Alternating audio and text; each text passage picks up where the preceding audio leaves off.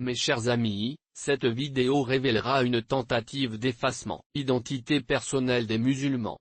Cela montrera comment les noms donnés par les parents fidèles, souvent choisis parmi les plus beaux attributs d'Allah ou en l'honneur du prophète Muhammad, que la paix soit avec lui, sont systématiquement éliminés. Après avoir regardé, vous améliorerez davantage le sens du nom qui porte. Si vous êtes musulman, abonnez-vous à cette chaîne, comme cette vidéo et écrivez « Subhan Allah » dans les commentaires. Parlons du changement de nom forcé. Les islamistes pour les noms chinois rentrent dans le Xinjiang et comment le gouvernement essaie d'éteigner même cette expression fondamentale de l'identité religieuse et culturelle. Ils effacent les noms qui relient les gens à leur foi et à leur ascendance. Oui, et quel est le résultat?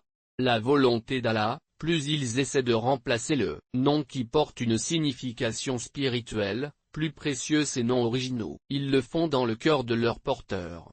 Donc, si vous croyez en Allah, regardez ceci. Vidéo jusqu'à la fin. C'est 2018.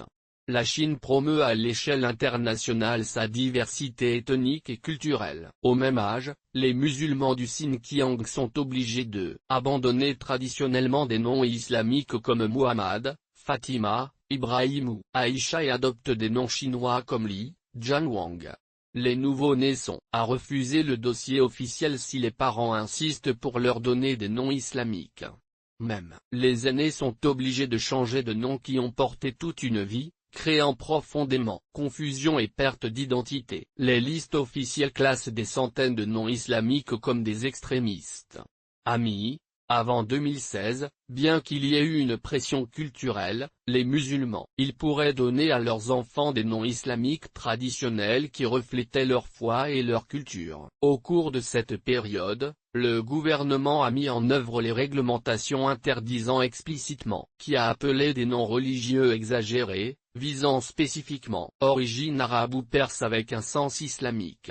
En conséquence, les familles sont confrontées à un dilemme pénible, ou enregistrer leurs enfants avec des noms culturellement étrangers, ou les enfants sont sans documentation officielle, incapables d'accéder à l'éducation, santé et autres services essentiels. À ce moment-là, appeler même un enfant par son nom islamique d'origine à la maison, pourrait être signalé comme un signe de pensée extrémiste. Si une seule famille résistait au changement de nom, toute la communauté pourrait faire face à un examen plus approfondi et à la pression. Tous les aspects de l'identité personnelle, en commençant par le nom, ont été soumis à approbation de l'État et conformité culturelle. Les amis craignaient que ce ne soit pas seulement un problème administratif, mais une tentative délibérée de rompre le lien entre les gens et leur héritage religieux, en commençant par le marqueur d'identité le plus élémentaire, le nom qu'ils portent.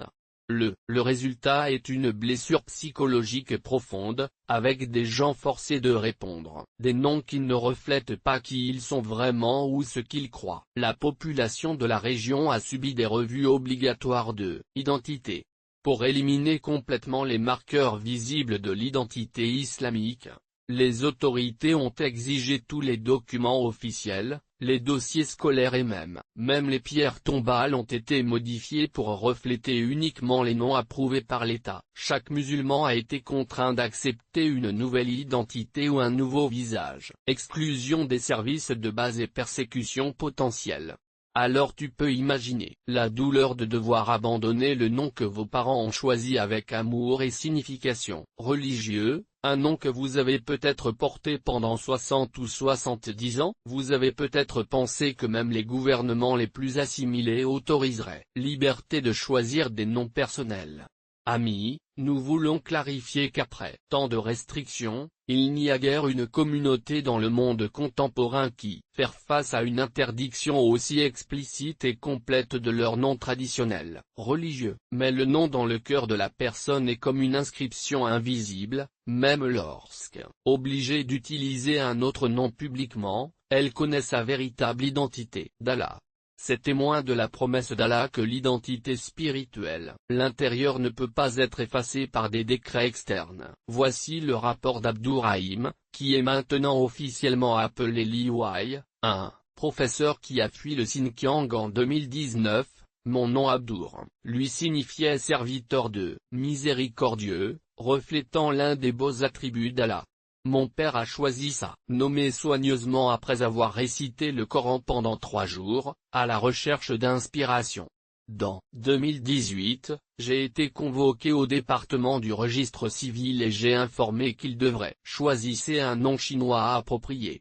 Quand j'ai hésité, l'employé a ouvert un dossier avec les détails de ma famille et dit, « Votre fils est à l'université de Pékin, non, ce serait dommage que je devais revenir en raison du statut problématique de votre père. » J'ai compris la menace. J'ai choisi Liwai dans une liste approuvée. Maintenant, tout mon document, ma carte d'identité, même mon diplôme universitaire était rimellé de ce nom étranger. Mais à la maison, ma femme et mes enfants, ils m'appellent toujours secrètement Abdourahim. Témoignage de Mérim, maintenant officiellement Wang Mei, quand mon petit-fils est né. En 2018, ma fille voulait l'appeler Youssouf, comme son grand-père. L'hôpital a refusé pour délivrer le certificat de naissance à moins qu'il ne choisisse un nom chinois. Comme l'enfant avait besoin de documents pour recevoir des vaccins et des soins médicaux, enfin l'enregistrement comme Chen Xiaomin. À la maison, nous essayons de l'appeler Youssouf, mais avec des représentants du gouvernement visitant souvent des maisons, l'a rendu dangereux. Le plus triste était quand mon petit-fils a commencé à assister à l'école maternelle, primaire et a appris à s'identifier uniquement comme Xiaomin. Un jour, il est retourné à Hao s'est demandé pourquoi nous l'avons parfois appelé pour un nom étrange Youssouf. Il perd sa propre identité avant même qu'il ne le comprenne complètement. Ce sont les réalités douloureuses du Xinjiang. Malgré cette campagne systématique de renommée, de nombreuses familles trouvent des moyens discrets de préserver leur vrai nom islamique. C'est témoin de détermination qu'Allah inspire ceux qui apprécient leur identité religieuse. La Chine peut changer les documents officiels et les archives publiques, mais le pouvoir et la miséricorde d'Allah permettent à la véritable identité donnée par les parents fidèles, rester en vie dans la mémoire familiale et communautaire. Les documents officiels révèlent que plus de 100 noms islamiques communs comme Muhammad, Ahmed, Fatima et Aïcha ont été explicitement interdits. Dans certains zones, tout nom d'origine arabe ou persane est rejeté automatiquement. Même ainsi, de nombreuses familles maintiennent une double identité, en utilisant des noms officiels chinois en documents et interactions avec l'État, tout en préservant les vrais noms islamiques à la maison et dans des cercles fiables de la communauté. Subhanallah. Amis, nous aimerions partager avec vous un autre fait extraordinaire sur la préservation de l'identité nominale que nous sommes sûrs les inspirera. Les noms ont une signification profonde dans l'islam. Le prophète Muhammad, que la paix soit avec lui, a enseigné l'importance des bons noms et a souvent changé noms négatifs pour positifs. Allah a démontré que même lorsque les États essaient d'effacer les noms religieux, la signification et l'importance de ces noms restent enregistrées dans les cœurs. Cet incident s'est produit en 2021. La campagne de renommée était devenue si complète que pratiquement aucun document officiel ne contenait non plus traditionnellement islamique. En conséquence, de nombreux observateurs craignaient qu'une génération entière grandissant tout lien avec les noms qui reflètent votre héritage religieux. À ce stade, un chercheur qui a travaillé avec des Ouïghurs de réfugiés partageait avec moi une histoire fascinante sur la préservation secrète des noms. Je vais paraphraser vos mots exactement comme il m'a dit. C'était documenter les pratiques de résistance culturelle et ce que j'ai trouvé, je compterai mes propres mots, a-t-il dit. Les familles entières avaient développé des systèmes élaborés de nomination parallèles pour préserver leur vraie identité. En écoutant cela, j'étais fasciné, je voulais comprendre comment une communauté pouvait garder vos traditions de dénomination sous des interdictions aussi strictes. Le chercheur, il a expliqué admiralement les adaptations ingénieuses qu'il avait documentées. D'une voix émotionnelle, il a partagé comme un aspect fondamental de l'identité humaine était en cours de conservation malgré une pression intense. Les familles qui ont partagé ces expériences ont souvent renversé des larmes en parlant de leur nom ont été publiquement perdues. Une mère a dit à chercheur, mon fils a un nom, et sur papier un autre dans nos cœurs. Pourquoi cette préservation secrète de nom était-elle si importante pour ces familles? Interrogé, le chercheur a révélé, une communauté avait développé qui a appelé la cérémonie des dénominations. Quand un enfant est né, effectué 2 cérémonies distinctes, un public, où ils ont annoncé le nom chinois officiel qui serait enregistré, et un autre, complètement privé, généralement tard de la nuit, avec seulement la famille la plus proche présente, où ils ont chuchoté à l'oreille du bébé votre vrai nom islamique. Une mère a expliqué, lors de la cérémonie secrète, le grand-père murmure l'azan, appelé à la prière, dans l'oreille droite du bébé, suivi de Real Name. Nous choisissons des noms comme Fatima, Muhammad ou Ibrahim. C'est le nom qu'Allah sait, même si le gouvernement ne le reconnaît jamais. Le chercheur a dit que ces doubles cérémonies étaient devenues une pratique commune, permettant aux familles de se conformer aux exigences légales pendant que ils ont maintenu leur tradition religieuse de nomination. Toutes les générations ont participé à cet effort de préservation nominale. Ils étaient extraordinairement prudents. Personne n'a parlé ouvertement de ces systèmes à double rendez-vous, mais la compréhension tacite s'était développée sur la façon de maintenir les noms en vie. Vrai. Je prends juste un soin extrême de ne pas quitter les jeunes enfants. Mentionner les vrais noms loin de chez eux. Quand j'ai demandé comment les enfants, traitement de cette dualité d'identité, le chercheur a partagé un autre aspect fascinant de cette résistance culturelle. Le chercheur a déclaré, les parents ont développé ce qu'ils ont appelé l'éducation de True Names. Ils ont enseigné aux enfants de très jeunes sur le sens spécial de leur nom islamique secret. Une mère a expliqué, j'enseigne à ma fille que son nom officiel, l'un, est comme un manteau qu'il utilise pour quitter, mais son nom, certes, Amine, c'est comme votre cœur, toujours avec elle, même s'il est caché. Nous racontons l'histoire de la mère Amine dans la tradition islamique et comment elle partage cela. Beau héritage. Quand j'ai commencé à comprendre la profondeur de ce phénomène à double identité, le chercheur a partagé quelque chose de plus touchant à la façon dont ces pratiques étaient être systématiquement transmis. J'ai entendu toute attention. Il a ensuite déclaré, une méthode particulièrement ingénieuse impliquait ce que les familles, ils ont appelé les noms de code. Comme il était dangereux d'utiliser les noms islamiques directement, ils ont développé des systèmes où les noms chinois choisis avaient connexion secrète avec les noms islamiques originaux.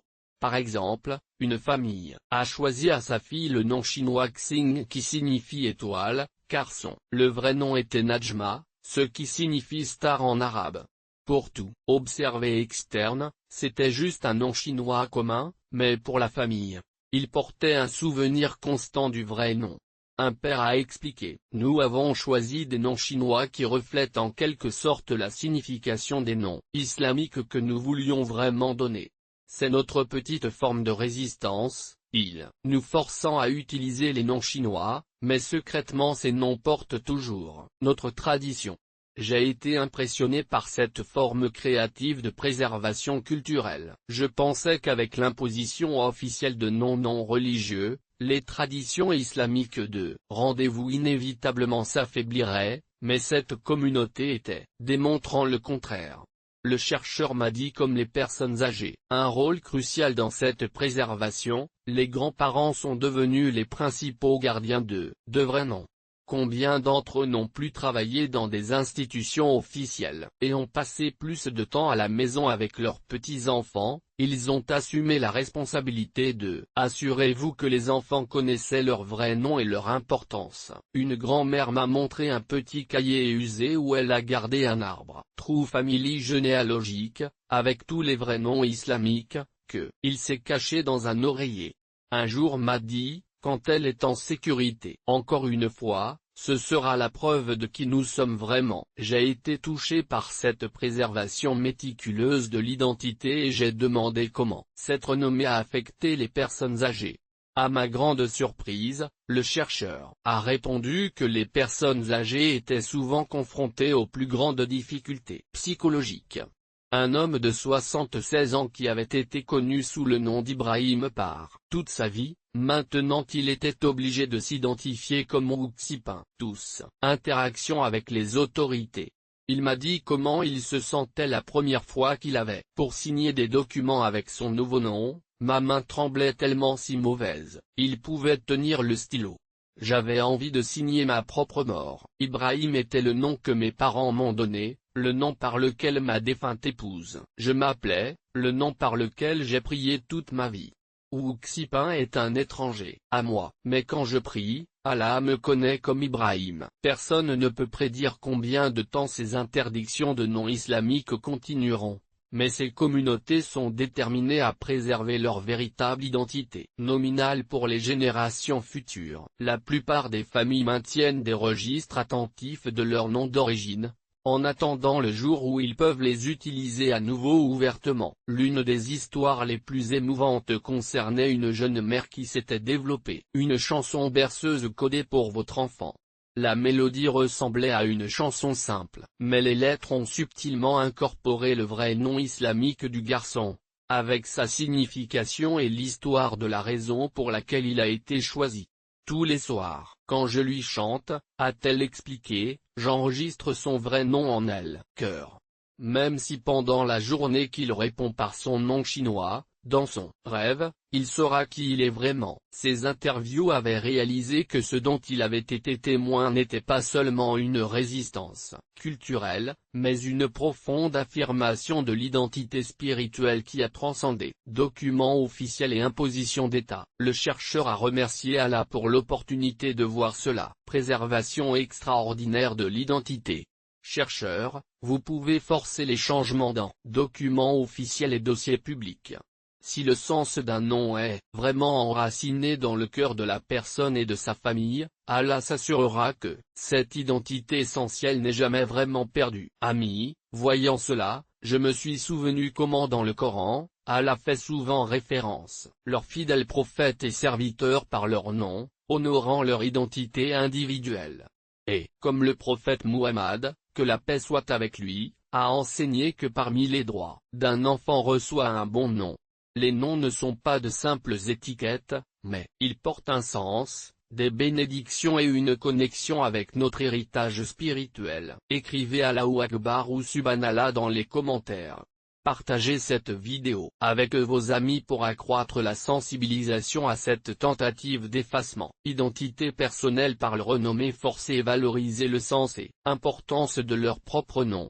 Nous reviendrons avec un nouveau vidéo qui continuera d'explorer d'autres aspects des défis rencontrés par notre frères et sœurs dans la foi. Jusque-là, réveillez-vous alaikum.